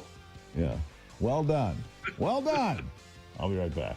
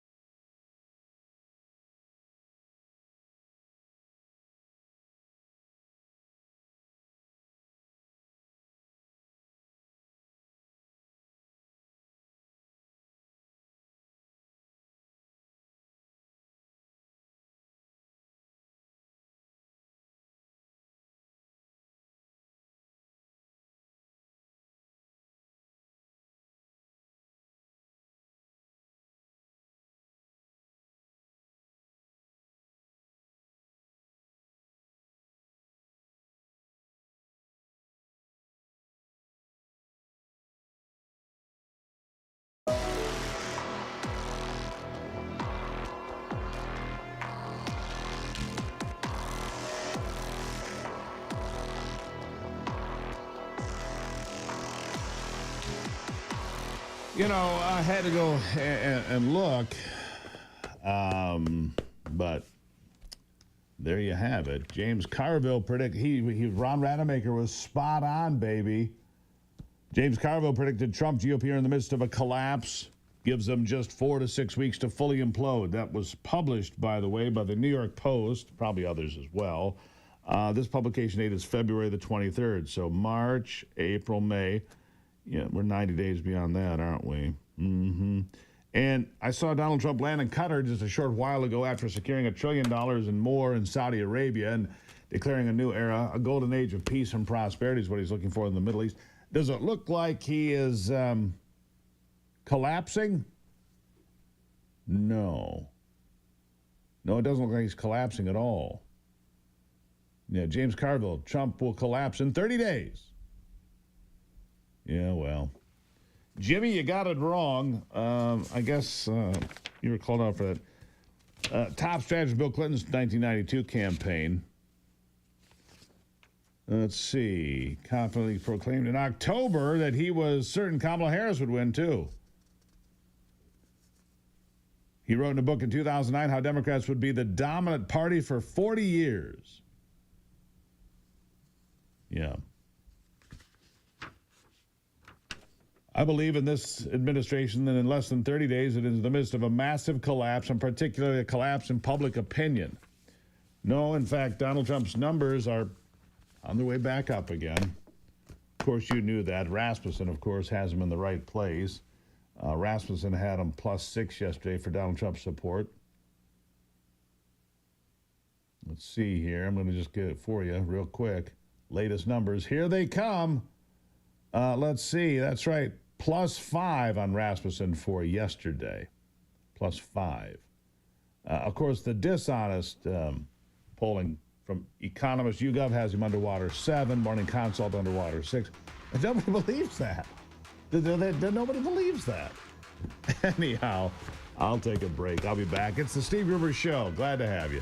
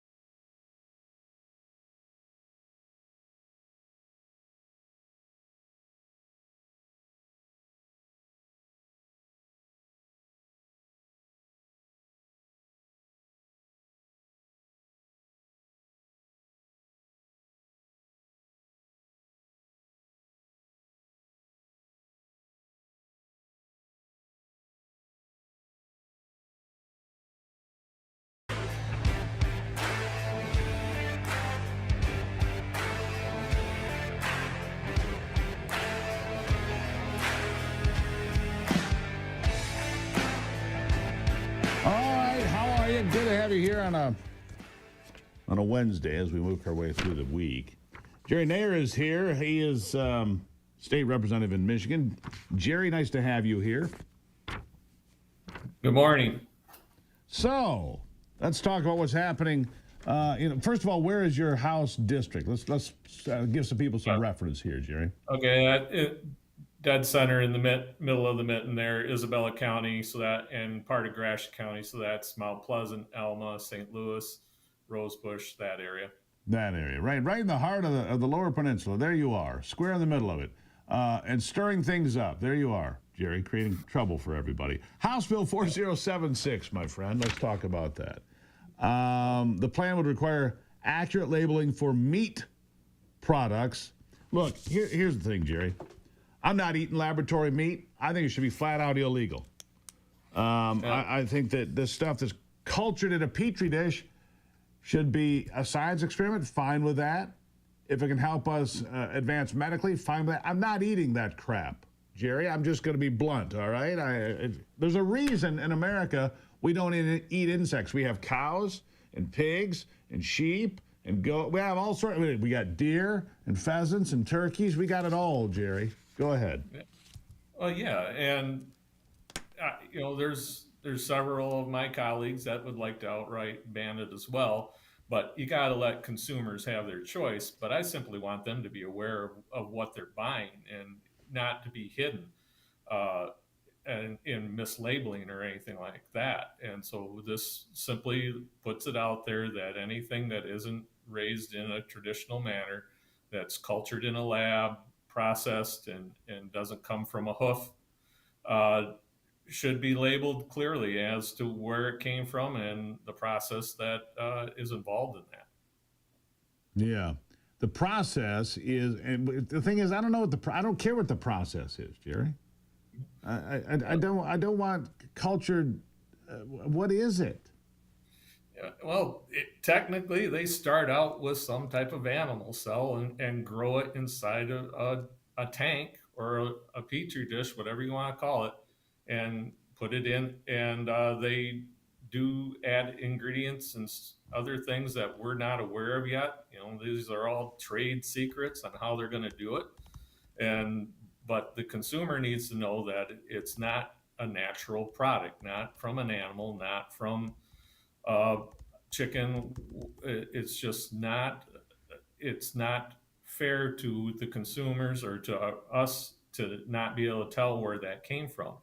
And we've had other products for years riding on the coattails of other foods mislabeling themselves in order to sell them. And I don't want that this new protein or whatever you want to call it to ride on the coattails of the beef industry and the poultry industry and the pork industry. Here's the thing. The soybean industry created, the fake meat products, soy burgers. It's not burger, it's soybeans. First of all, I thought that was misleading when they would make, burgers out of vegetable products.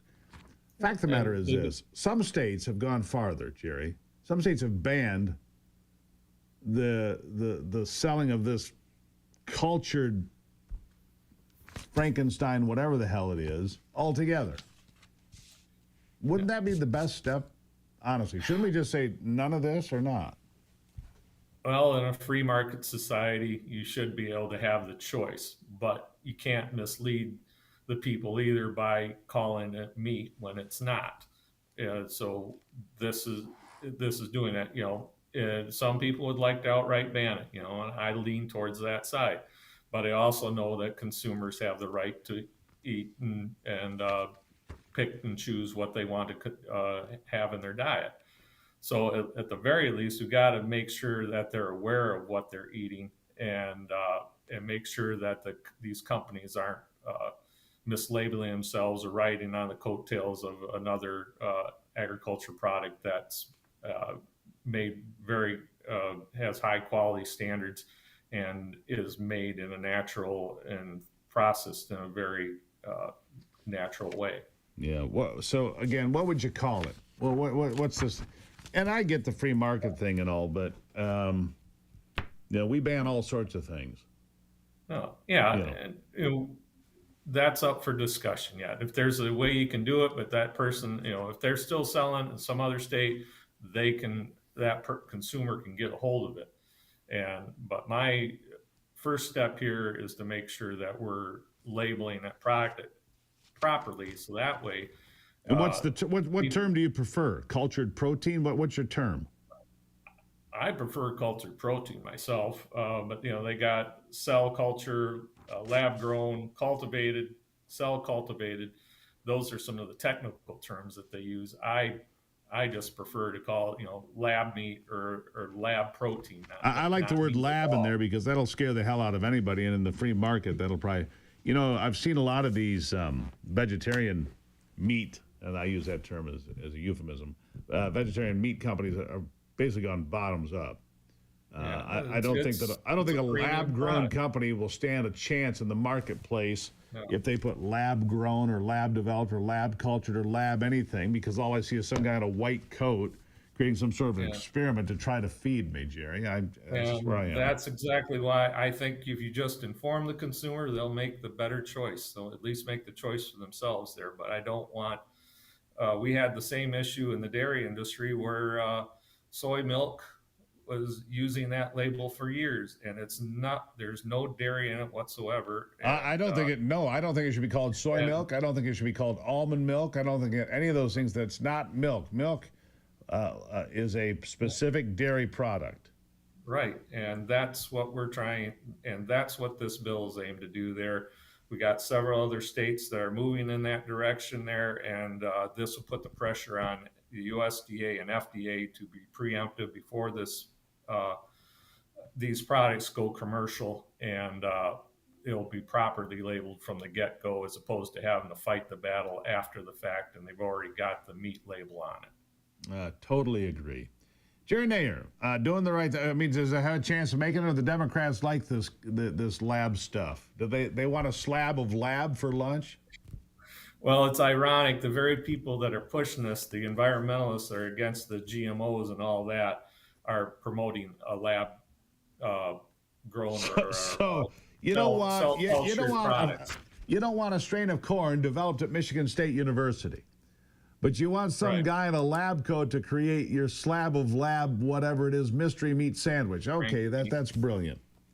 Yep. Good Lord, Jerry. Yep. Well, that's the ironic thing about this. The people that are opposed to it are the ones that are also opposed to improving our genetics. Look, Jerry, and our word to the wise, you cannot argue with a sick mind. Thank you, Jerry. I greatly appreciate you being here, my friend. Thank you so much. You. All right, there you have it. Yeah. Okay. Let me put this right where that cultured meat belongs, right over here. I'll take a break and be back. Guess who's up? I'm going to guess it's Spin the Wheel, and it's Ivy time here on the program. I'll be right back.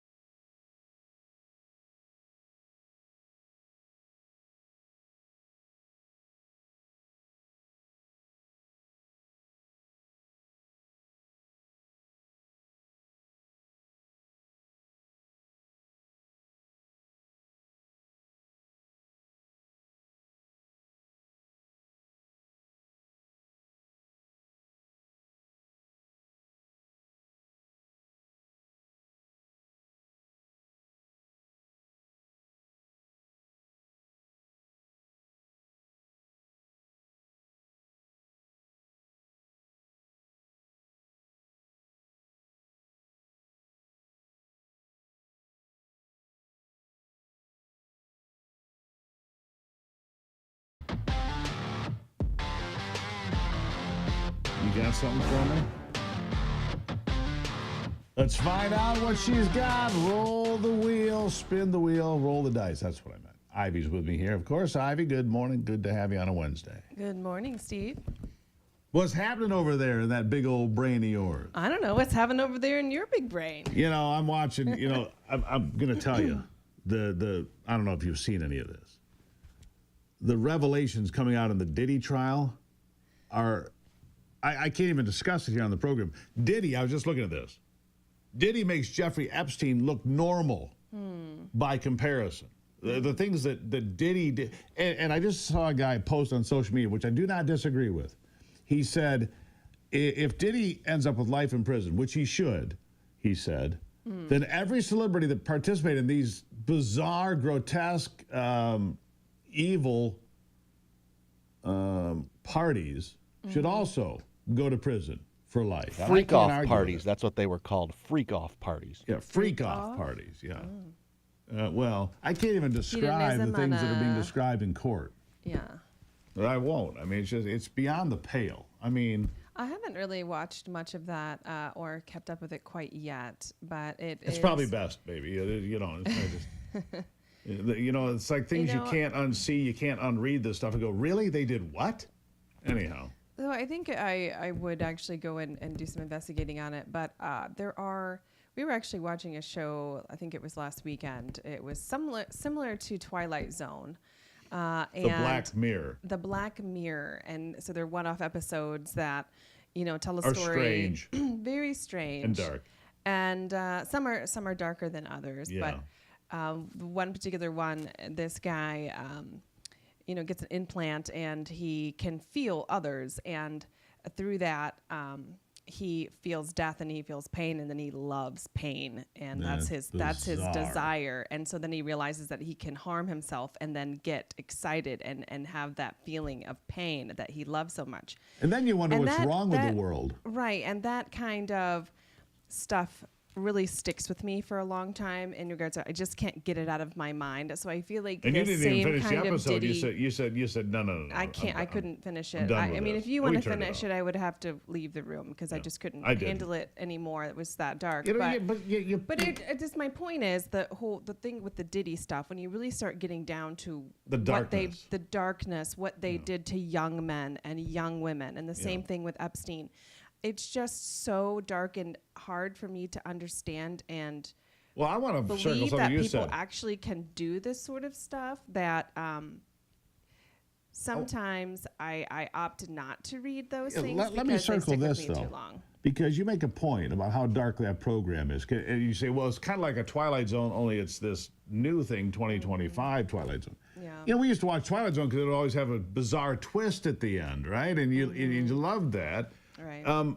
But I think it's a reflection when you get partway into an episode, you go, whoa, I can't watch it. This has gone so dark. And we've had other series where you say, I'm not watching that anymore. I'm done with that because it goes so strange and so deeply dark. But what about the people that do watch it, that do finish it, that consume that kind of media regularly, and then you wonder what's wrong with the world? Right. I wonder if it has a desensitizing effect. Of course it does. Right. Or that normalizes that this kind of behavior is okay, or obviously that's like what is it? Satanism, is that what it is? When you're Satanism or Satanism, sadistic? Sadistic, right. But anyhow. They kind of run together, by the way. I guess that's true. But we're moving on to some other things. As you know, Trump landed in Qatar today. I'm wondering what your thoughts are there. I was just watching the motorcade. Mm-hmm. The motorcade is all Cybertrucks. Really? Bright red Cybertrucks with flashing lights and everything else. Interesting. Elon must be proud. I mean, it's just all these high-tech, the entourage. I mean, then, of course, you've got the Beast and the Secret Service vehicles. I've heard some, folks on the right and left saying, Trump should not be in Qatar. They are not our ally. They there's some truth to that. Enemy, and why are we even going there and because he will talk to anyone. That's why. Anyhow, go on. Right. So I just wanted your take on that. I actually went to college for international relations. This is what I studied. Here's my take. Okay. My take is he'll talk to anybody. He put out an olive branch to Iran. He said he'll talk to the people in Lebanon. He will lift the sanctions on Syria provided they root out terrorism, and he'll try to put Syria back into a nation of normalcy, if you will, to return normal diplomatic relations with Syria. All of these things. You know, Right. Qatar, not our friend. The Muslim Brotherhood, look, they're not friends of America. They don't like us and all of these different things, Right, right? but something that I learned in my studies there at Rollins was, you never have a permanent enemy or ally. And it really depends on your best interest in a country as a country. You mean America first? Right, America first. So I don't understand why there's always this backlash with when he's trying to negotiate deals, when he's trying to meet with Putin, when he's meeting with leaders in Qatar. Why not? I see no reason not to. Do, other than the left, having its hysterical, acting like a petulant child, because oh my gosh, this is just a terrible idea. Well, No, it's not a terrible idea. Talking to people. I mean, the Abraham Accords, when he was in office before, huge success in the Middle East. Yeah. And maybe this is an opportunity for that 2.0, Abraham Accords 2.0. Yeah, it'll expand. And so it will be interesting to see. And I think it's also, I heard some comments on him talking about opening up China. Now, as we know, in terms of opening up China for a consumer economy. Now, I don't know that the Chinese people have an appetite for a consumer economy because that's what they have. That's what they've created, basically. I mean, it's growing. I mean, the second biggest economy in the world. They consume. They're consuming more. True. Is what you're saying. A lot more. Well, over the that's last 25 years. Well, that's a good sign because I think a lot of folks in China just don't have the means. That's still true. Much of the country still remains in poverty. That's also true. Right. All right. That's it. Ivy, so much thank to you. talk about. I need longer. Well, then segments, come back earlier. Start the show earlier. Yeah. All right. Thank Love you. you. Steve. Love you. All right. We'll take a break and be back. By the way, could Trump end up there with Putin and Zelensky? Maybe. I'll mention that when we come back.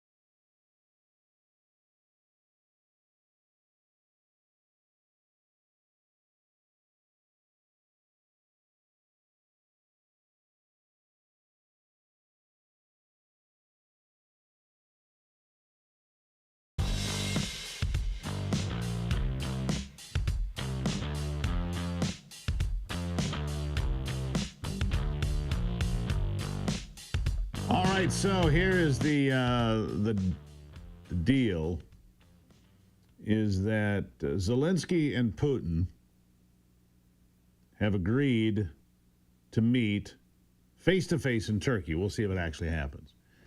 Marco Rubio is going to be there, according to the latest information we're getting here. Marco Rubio will be in Turkey to meet with Zelensky and Putin, and I don't know if he'll participate or facilitate or just observe, but he'll be there. And he can accommodate any of those things. The question is, could Donald Trump pop in? Probably not. But wouldn't that be something if he did? Wouldn't that be something if he was able to jump in on that gathering? It would be, well, everything he's done, for the most part, has been historic. You know, I have this whole list of accomplishments. You know, it doesn't, pick your topic. Pick your topic. Tariff revenues, government efficiency with DOGE, saving billions of dollars, tens of billions, energy, foreign policy. It doesn't matter what you pick. Pardons. Pick your topic, and you're going to find a whole host of things. Social policies, ban transgender women from women's sports, ended transgender military service, made English the official language, created the White House Faith Office. I mean, it doesn't matter where you look. Donald Trump is a historic and transformative figure, and maybe the most consequential. In fact, I'd say at this point, if we continue down this path, will be the most consequential president of my lifetime. Maybe the second most, because if Reagan hadn't stopped or staunched the bleeding in 1980, by taking office in 81, maybe we wouldn't have arrived here. So maybe Reagan's more consequential just because he blocked all that Democrat failure, and then we move forward with conservatism. But Donald Trump, very, very consequential. Fight the good fight. Keep the faith, my friends. God bless America. I'm Steve Gruber. This is the Steve Gruber Show. And remember, only you can save America.